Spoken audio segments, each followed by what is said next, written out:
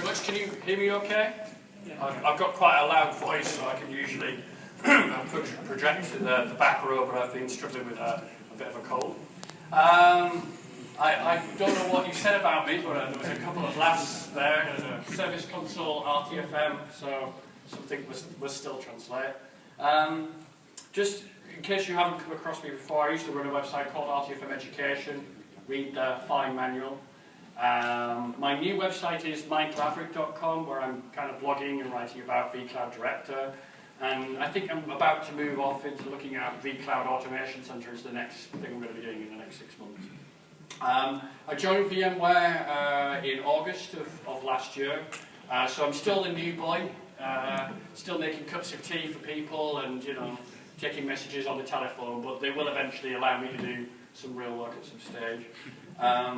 Apologies for anybody sitting in who's already seen this presentation a couple of days ago, because I'm going to use exactly the same jokes as I did then, because that's the nature of the beast. So my joke is always about my job title, and my job title is I'm VMware's Senior, Cloud Infrastructure Evangelist.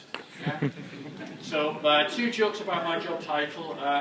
I haven't met any junior cloud infrastructure evangelists. So if anybody wants to apply for the position of junior cloud infrastructure evangelist, there is an opening. It's an intern position, unpaid, and your main role will be making Mike cups of tea, filling out my expenses, and doing all the sorts of things that juniors do. Yeah? So there are no senior or junior cloud infrastructure evangelists I've been able to find. So I guess it's just that kind of thing that happens with job titles. And then the other joke is this thing, evangelist, which I've always been a bit nervous about. Even though I wanted to be an evangelist, I myself felt a little bit kind of, woo, evangelism, isn't that? Got all these connotations of religiousness about it. So I say to people, what is an evangelist? No, seriously, what is an evangelist? And the evangelist's role is to look not into somebody's eyes, but just above their eyes. And say that everything that VMware does is wonderful and great, and you should buy all our software.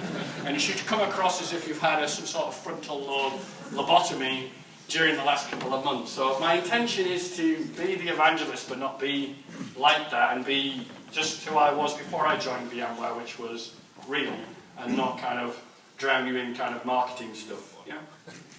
My session is all about vCloud Director and the things I've been learning about it. But before I get into that proper, I want to do some pimping. Last year I wrote a book with fellow V-expert Barry Coombs, based in the UK. And we wrote a book together called Building End-User Computing Solutions with VMware View, which isn't really so much a title, more of a sentence. I wanted the word EUC in the book title, and Barry said we won't sell any copies unless we have the word VMware View in it. So we ended up with this kind of mashed up title. But what it is 500 pages of content about VMware View, ThinApp, ThinApp Factory, load balancing with big IP from F5, Teradici, whole certificates, whatever you like. It's about $10 to download, I think about $25 for a hard copy. All the money for this book goes to UNICEF, and we're not taking a personal royalty at all. So if you're interested in end-user computing, interested in virtual desktops, please buy our book. It's full of really juicy content, and it goes to a good cause as well. Yeah. So, end of the advertisement. EUCbook.com is where you go to get more of this thing. The session is all about vCloud Director and my lab environment. And I was thinking about you guys out there in the community and how you're going to learn new technologies, not just from VMware, but from other vendors as well, given the resources you have. So there's a bit of a narrative there. But before I actually get into it, I wanted to ask a couple of questions and do a bit of a straw poll. Who here has a home lab of their own? Stick your hand up if you've got a home lab, because it's very popular within the VMware community. Yeah? Okay, put your hands down. Put your hand up if you don't have a home lab. Yeah? There's still a sizable number of hands coming up. So at the end of this session, the people who put their hands up and who said, I don't have a home lab, go to the person who put their hand up and said they did and ask them why. Don't get it from me, ask it from them. Yeah? For those people who put their hands up, why do you have a home lab? Why do we, don't you get enough of IT during the day that you come back at night or weekends and you do more IT, unpaid? Why do you do this? Are you crazy? So, I mean, I'm not asking you a rhetorical question. Shout out, why do people have their home labs? Practice. Practice. Try out new technologies. Try out new technologies. Maybe do something in your home lab that you don't do in production. Maybe the business you work for don't have the resources to have a test bed. Yeah. VCP, prepping for your VCP. Yeah, you can read it all in a book if you want to, but where you really learn is doing it, isn't it? Yeah. What are all those things got related to each other to a greater or lesser degree is, I think the reason people have home labs is career progression and career survival. You don't rely on your businesses that you work for to push you forward to learn new technologies.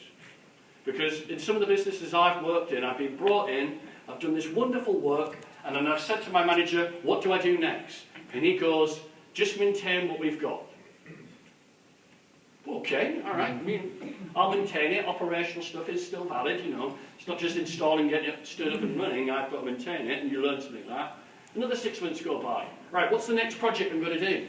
Just keep on doing what you've been doing already. And at that point, I get nervous, because I start to think that my skill base is being slowly eroded and destroyed by the fact that this company hasn't got the vision to do something new or push things forward. Yeah? I was doing this presentation for a while actually across different VMUGs, and I realised that my whole career I've had a home lab, but I never called it that. Back in 1993 I just graduated. I got a job at a training company teaching Lotus 123 for DOS and Word on Windows 3 to people who didn't know the difference between the shift key and the space bar. That was my first job. Yeah. Imagine what that was like. No, the shift key. The shift key. No, that's the tab key. The shift key, the one with the big arrow on. Yeah, so I did it for about a year and a half, but boy, do you learn how end users are like, and what it's like to learn something that you've never seen before. But during the weekends, I had a PC at home, a 486DX something, and I would install other bits of software I didn't know, and I would try and learn that in an effort to pick up new courses. If you taught more courses, you got paid more. The more courses you taught, the more you knew, the more likely, if something new came along, they'd pick you to do it rather than the person who'd been teaching Word, and all they did was teach Word. And I've begun to realise I've been doing that all my life. Yeah? When I wanted to learn Novell NetWare, I didn't have BNC connectors at home and coaxial cable, but there was a lab environment at work. So I'd go into that lab environment during the weekend and learn all about IPX, SPX numbers on Novell. Yeah, how exciting and thrilling that is, eh?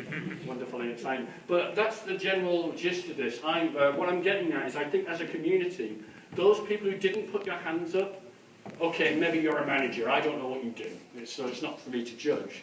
But if you're remotely a technical person, then maybe you should have some sort of lab environment that you can work in. I believe in the current economic crisis, that's what it is, especially here in the Eurozone, in Europe.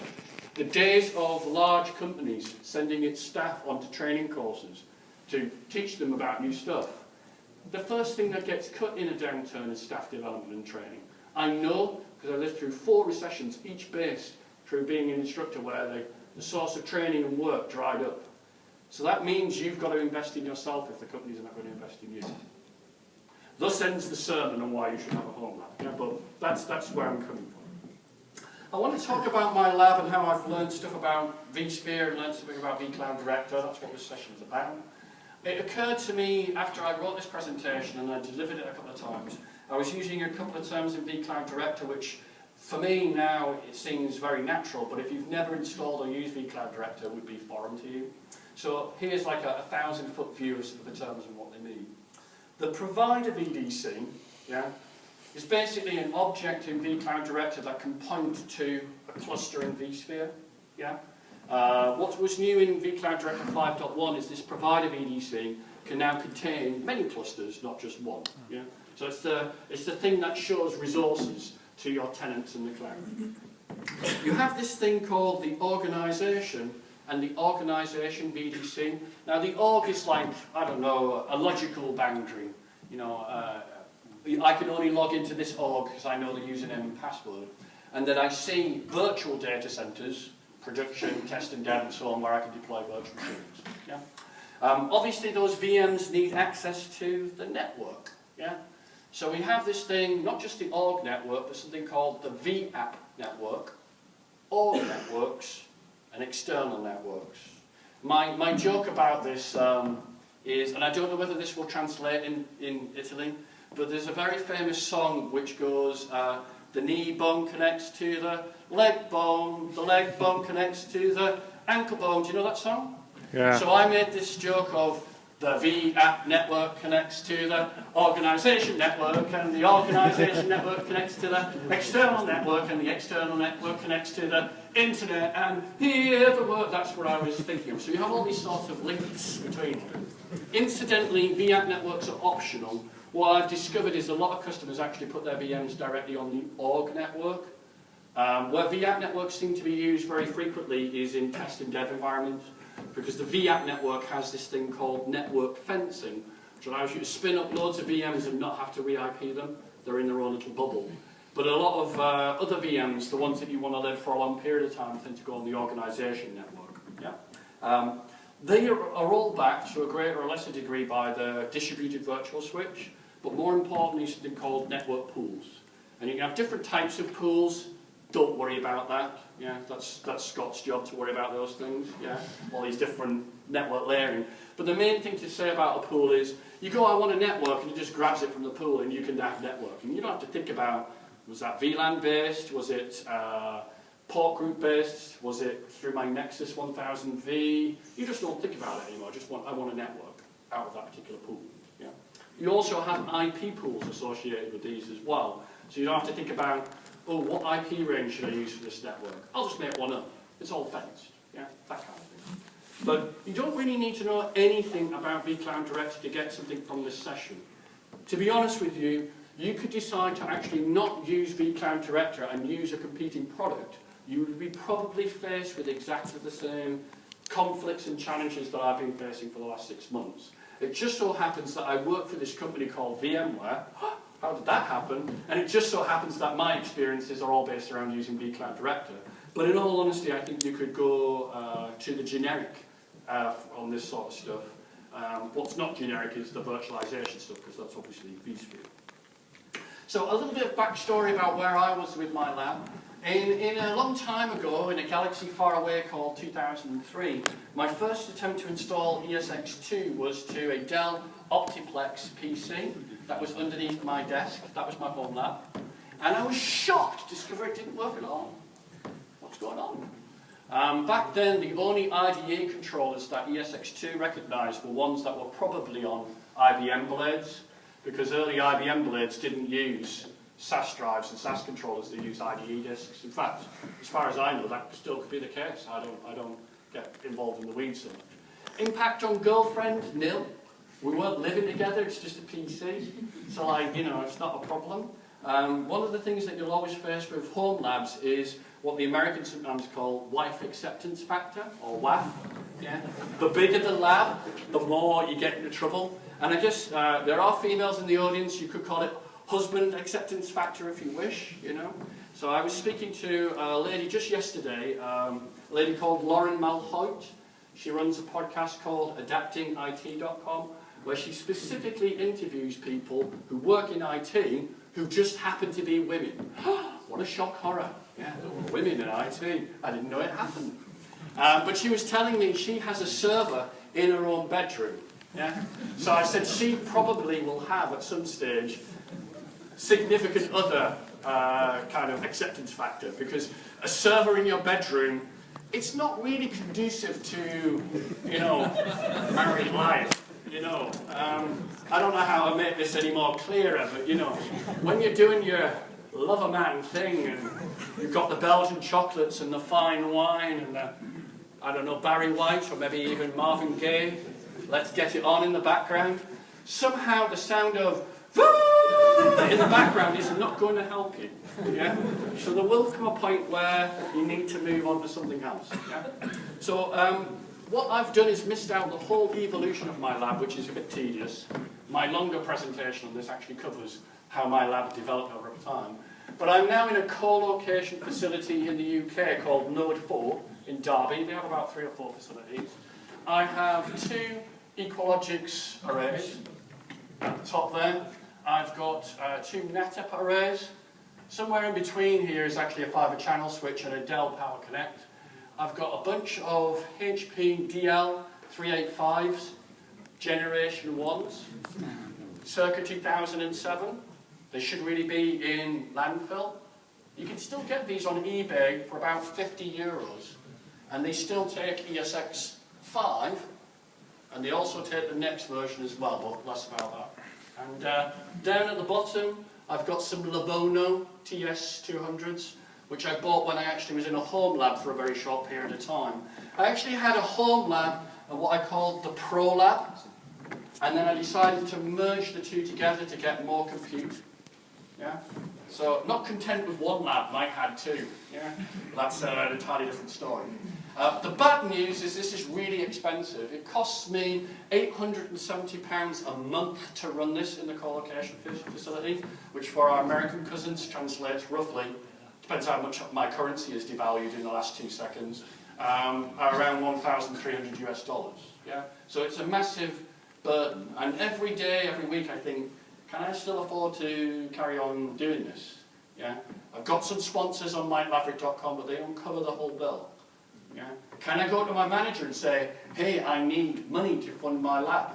Or is he going to say, Mike, that's your problem? Yeah? You had this lab before you joined VMware, why should VMware pay for your lab? Seems reasonable to me. On the plus side, me and the girlfriend are getting married. Yeah? Thank you. All I have to do is get down on one knee. She had the difficult part, agreeing to marry me. We're getting married on the 4th of May. May the 4th be with you.